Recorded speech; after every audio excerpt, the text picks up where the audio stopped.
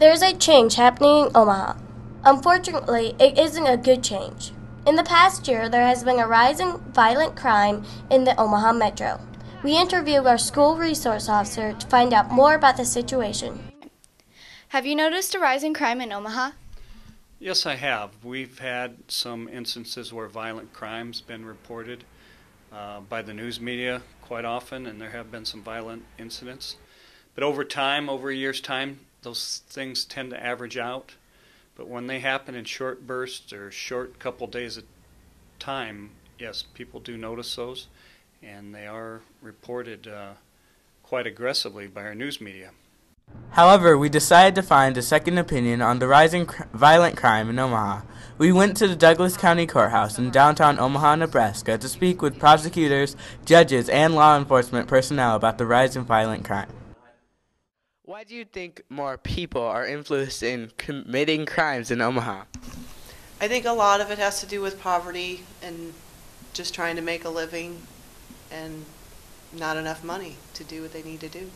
In the city of Omaha, you must realize that we've had a lot of growth in the last, particularly 5 years, and with that growth brings more people due to economic struggles, participate in more crimes, and we've had a rise in gang violence in the last 2 to 3 years where we really had cut down before, and I think it's decreased and then it's increased, so there are cycles to it. And lately, we've had a little bit more violence in the community than we anticipated, but I'm sure our police department, our justice system will try and correct those bumps in crime and hopefully try and solve them and hold people accountable.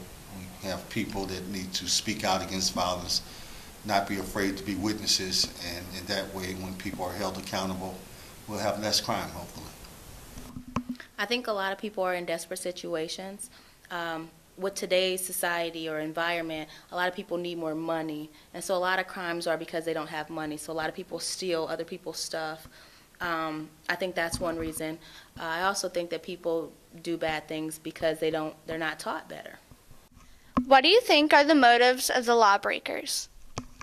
I think some are drug issues, substance abuse issues, and quite honestly, right now, the economic times, since with people losing their jobs and things of that nature, it's been hard for people to make their ends meet. So we've seen an increase in shoplifting in regards to that.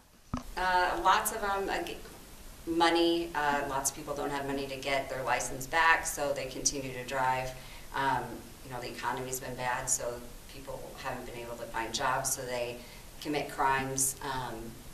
A lot of it's addiction to drugs and alcohol, and also, people, they grow up in environments where it's socially acceptable to commit some crimes, and therefore they don't necessarily think that it's